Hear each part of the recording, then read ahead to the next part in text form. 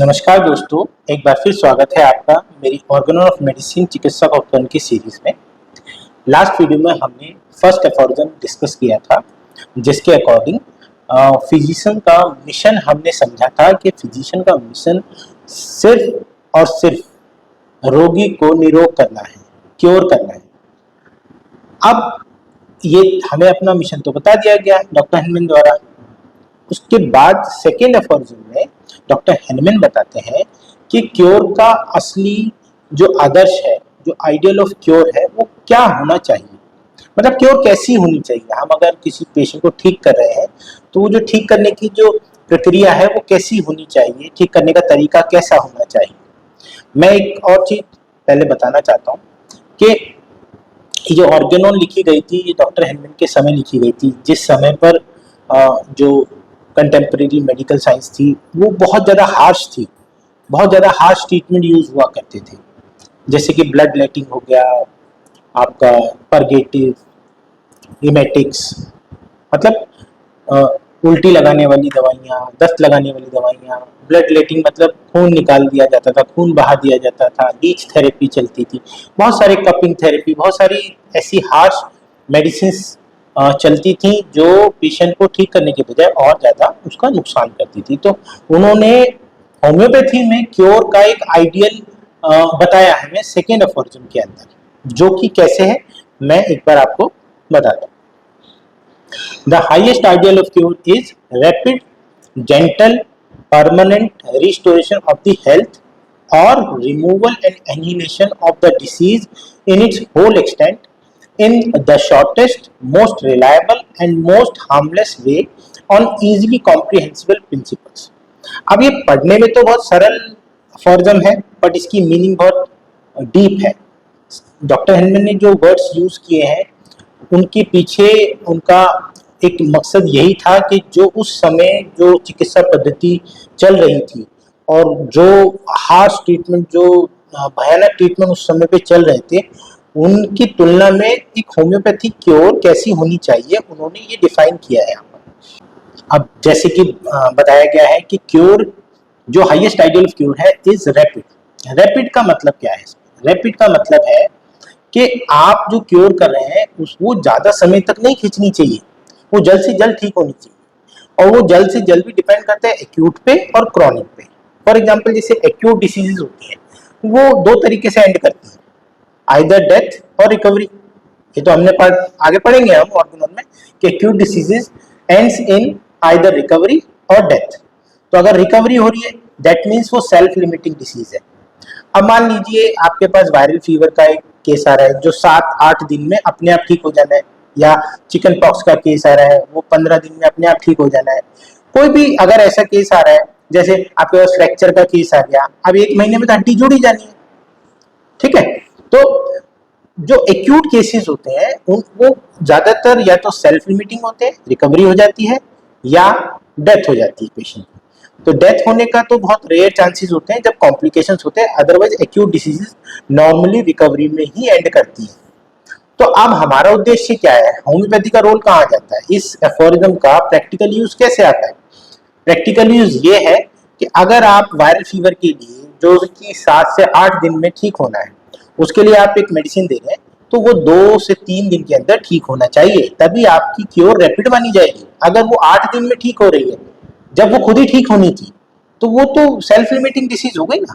अगर chicken pox के लिए आप मेडिसिन दे रहे हैं तो उसका कोर्स रैपिडली खत्म होना चाहिए, क्योंकि चिकन पॉक्स तो अकॉर्डिंग टू होम्योपैथी तो आपको कोर्स ही तो पूरा कराना है उसका, आपको स्टॉप नहीं करना। जैसे एलोपैथी स्टॉप करती है, स्टॉप करोगे, उसके सप्रेशन करोगे तो वो अंदर चली जाएगी बीमारी। होम्योपैथी के अकॉर्डिंग तो जैसे चिकन पॉक्स को हमें कोर्स पूरा कराना। अब उसका कोर्स अगर 15 दिन का है, तो अगर आपने उस कोर्स को 7 दिन में कवर कर दिया, 5 दिन में कवर कर दिया, तो रैपिड हो गई क्योर। रैपिडिटी से मतलब यही है डॉक्टर हेनमैन का कि आपको जल्द से जल्द ठीक करना है।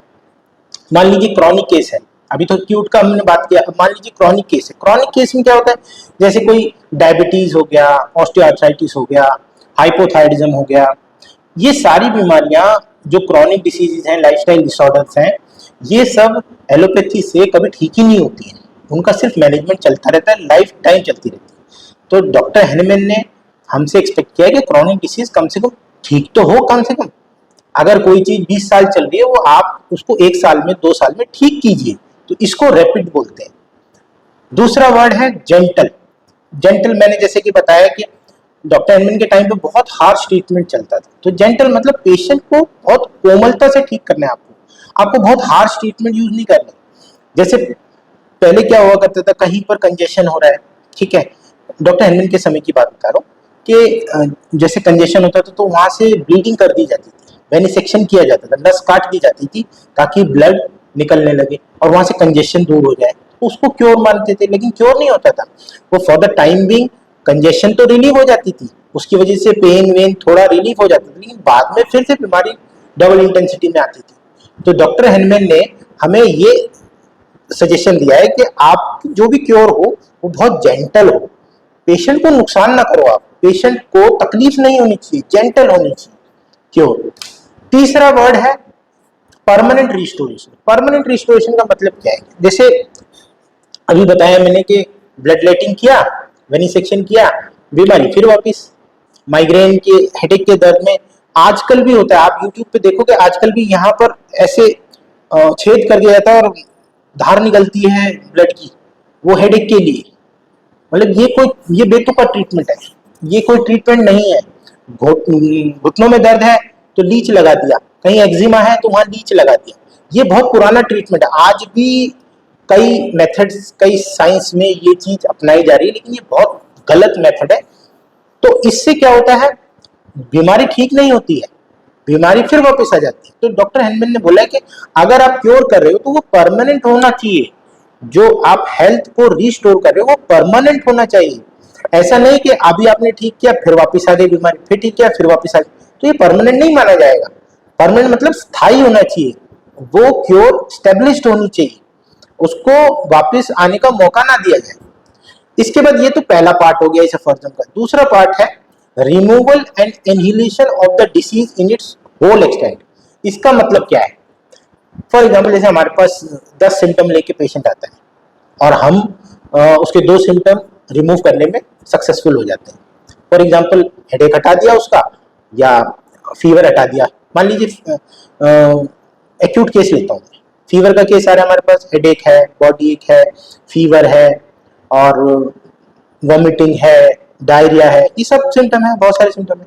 अब मान लीजिए आपने मेडिसिन दी, अब मान लीजिए फीवर चला गया, ठीक है, आप खुश हो जाओगे फीवर तो चला गया, बट उसको नोजिया है, उसको खाने का मन नहीं कर रहा, उसकी वॉमिटिंग सही नहीं हुई है और आप फिर भी उसको वेट करा रहे हैं, ठीक है, और उसके कंप्लीट सिम्टम्स नहीं जा रहे हैं, सिर्फ आपने फीवर डाल दिया। कई बार आपने देखा होगा ये जो वायरल फीवर्स होते हैं जैसे चिकनगुनिया हो गया या डेंगू फीवर हो गया, इसमें क्या होता है कुछ आफ्टर इफेक्ट्स रह जाते हैं, जैसे एडियो में दर्द रह जाना, जोड़ों में दर्द रह जाना। तो ये जो क्योर है ये होल एक्सटेंट में रिमूवल नहीं है बीमारी का। बीमारी का होल एक्सटेंट में रिमूवल का मतलब क्या है कि आपको पूरी की पूरी बीमारी ठीक करनी है, आप उसके कुछ भी लक्षण रहने नहीं चाहिए, बाकी वो पूरी ठीक होनी चाहिए। ऐसा नहीं कि आपने 2 सिम्टम हटा दिए और बाकी रह गए, फिर उसके साथ पेशेंट चलता जा रहा है। ऐसा नहीं करना, हमें पूरी बीमारी को इन इट्स होल एक्सटेंट ठीक करना है, ठीक है। सेकंड पार्ट क्या है इसका, इन द शॉर्टेस्ट, शॉर्टेस्ट मतलब छोटे से छोटा पीरियड हमें इस्तेमाल करना है ठीक करने के लिए कि जल्द से जल्द ठीक हो जाए। वो इसी का रेप्लिका है जो पहले आपने जो देखा रैपिड, जेंटल, परमानेंट, उसी का रेप्लिका है ये। Shortest, most reliable and most harmless way, मतलब लोगों के लिए मोस्ट रिलायबल और मोस्ट हार्मलेस वे होना चाहिए, वही चीज जेंटल होना चाहिए, ठीक है, इसी का रेप्लिका है दूसरे शब्दों में। लास्ट में बोलते हैं ऑन इजीली कॉम्प्रिहेंसिबल प्रिंसिपल्स, मतलब ऐसे सिद्धांतों पे बेस आपकी पैथी होनी चाहिए जो आसानी से समझ में आए लोगों को या प्रैक्टिशनर्स को, आसानी से समझ में आनी चाहिए। ऐसा नहीं कि बेतुकी बात, बीमारी कोई और है और आप दे कुछ और रहे हो, आप लक्षण कुछ और है, आप ट्रीटमेंट किसी और जगह पे कर रहे हो, ये नहीं। हमारे प्रिंसिपल्स बिल्कुल सटीक होने चाहिए, आसानी से समझने वाले होने चाहिए। जो आम इंसान को भी समझ में आ जाए, प्रैक्टिशनर्स को भी समझ में आ जाए। तो इस पूरे एफोरिज्म का जो प्रैक्टिकल यूज यही है कि हमें जिस भी पेशेंट को ठीक करना है उसको जल्द से जल्द ठीक करना है, उसको आराम दे कोमलता से ठीक करना है, जेंटल, और परमानेंटली हमें उसको ठीक करना है छोटे से छोटे समय के अंदर। और जो हमारे प्रिंसिपल्स हैं वो बहुत ही इजी प्रिंसिपल्स होने चाहिए ताकि हम मरीज को भी समझा सकें कि भाई ये हमारे सिद्धांत है, इसके अकॉर्डिंग हम ठीक होते हैं। अच्छा दोस्तों, ये जो एफोरिज्म शुरू में दिए हुए हैं डॉक्टर हेनमैन ने आगे जाकर बहुत ही डिटेल में समझाए हुए हैं। क्योर के बारे में भी काफी कुछ बताया है, फिजिशियन के मिशन के बारे में भी आगे जाकर बहुत कुछ बताया था। हम स्टेप बाय स्टेप चलेंगे। पहले देखो, डॉक्टर हेनमैन हर जो भी चीज करते थे उनका कुछ उद्देश्य हुआ करता था उसको करने का। तो अगर उन्होंने सीरियल वाइज जैसे जैसे एफोरिज्म्स उन्होंने अपने ऑर्गेनल में इंक्लूड किए तो हमें वैसे ही पढ़ने चाहिए, तभी हम उनका आइडिया समझ पाएंगे। समझ रहे हैं मेरी बात को? हमें उसी के अकॉर्डिंग चलना है। हम हेपेटाइटिस मैं पढ़ा सकता हूँ, मैं वन साइडेड डिसीज पहले ले लूँ, मेंटल डिसीज पहले ले लूँ, लोकल डिसीज ले लूँ, या कोई और टॉपिक ले लूँ, केस टेकिंग ले लूँ, लेकिन उसको वो फायदा नहीं है। जब आप स्टेप बाय स्टेप चलते हैं तो आपका बेस बनता जाता है। तो मैं पूरी कोशिश करूंगा कि आपको स्टेप बाय स्टेप चीजें समझाता जाऊं, ठीक है। और साथ के साथ मैं आपसे यही रिक्वेस्ट करूंगा कि आप ये जो ऑर्गेनल ऑफ मेडिसिन चिकित्सक उपकरण बुक है इसको भी आप लें, तभी आप मेरे साथ चल पाएंगे। मैं जैसे जैसे टॉपिक्स आपको बताता जाऊंगा पेज नंबर वाइज, आप उसको कोरिलेट कर पाएंगे। अगर आपके पास बुक नहीं होगी तो आप मेरा आइडिया समझ नहीं पाएंगे। तो आपको अगर वीडियो अच्छी लगती है तो आप सब्सक्राइब जरूर कीजिएगा ताकि आपको आगे की नई वीडियोस, नए एफोरिज्म्स मिलते रहें। और आप शेयर भी कीजिए ताकि और लोगों को भी फायदा हो। मेरा यही एक मकसद है कि जो हम सीखते हैं वो सबको सीखना है, सबको होम्योपैथी आनी चाहिए। हम सब मिलकर ही होम्योपैथी को आगे बढ़ा सकते हैं, अकेले अकेले हम कुछ नहीं कर सकते। हम सब अगर अच्छे से होम्योपैथी पढ़ेंगे तो कोई भी हमारे ऊपर उंगली नहीं उठा सकता। हमें अपने आप को स्ट्रॉन्ग करना है, हमें किसी की बुराई नहीं करनी है, हमें किसी की आलोचना नहीं करनी। हम खुद को अपना इतना हम अगर सक्षम बना लेंगे जो डॉक्टर हेनमैन हमसे चाहते थे, तो कोई भी हम पर उंगली नहीं उठा पाएगा। धन्यवाद।